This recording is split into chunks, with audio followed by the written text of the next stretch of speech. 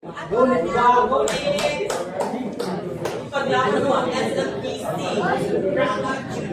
afternoon, everyone. I am Nicole Jimeno, and I am here representing my group, which is the Group 1.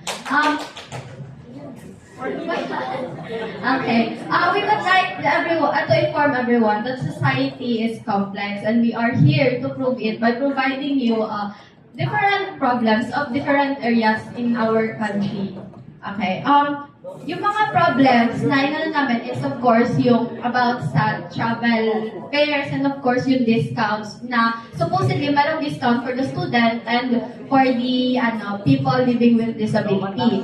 Also, yung road widening, the mangrove planting, aquaculture practices, yung mga pond waste na napupunta sa karagatan natin, the problems of the IP communities, the lack of resources, and also educational problem when it comes to solid waste management and youth participation. Those are the problems. Now, I will proceed to the second question. What do you think are the solutions that needed to be done by you and by the organization? Realistically speaking, we really cannot provide any solutions if we ourselves, we are electing officials who are not that competent enough to implement, let's say, to implement policies na hindi naman tugma sa problema o sa pangangailangan ng mga tao. So the first solution that we could provide here is for us, the youth, to elect officials who are competent enough to be in those positions, who really cares for the people.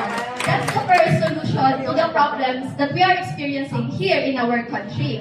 And of course, the second one, napansin ko kasi sa mga in-open up nila, of course, if you are indeed someone who is exposed in the field of policy making and project implementation, you would know for a fact that those projects and policies should be followed up with monitoring and evaluation. Because in that way, you can ensure na effective yung project mo and if it is still functional sa society natin. And if nalaman mo na hindi na pala siya ganun ka-functional, then those policies, they need amendments. Those are the solutions that we could provide. And also, of course, as a youth, we are engaging on this kind of events. Therefore, we are, let's say, we are interested in creating a better government for our society. Therefore, I assume that most of us, we nag-engage tayo sa mga policy making then. So, I encourage everyone to pass ordinances or resolutions sa mga officials natin for the benefit of the people. And, ayun. Sa third question, what intervention or assistance do you need from the GPP in order to solve these environmental and social issues that you are encountering? Of course, financial support. Because realistically speaking, mahirap kumilos, lalo na if you're implementing something, kung walang fundings. However, yung fundings na yun, of course, hindi lang natin iaasa sa GPP. Kasi, yun nga, pag inaasa natin lahat ng funding sa kanila, edi maubusan din sila ng pera. Yun. Yun. Diba?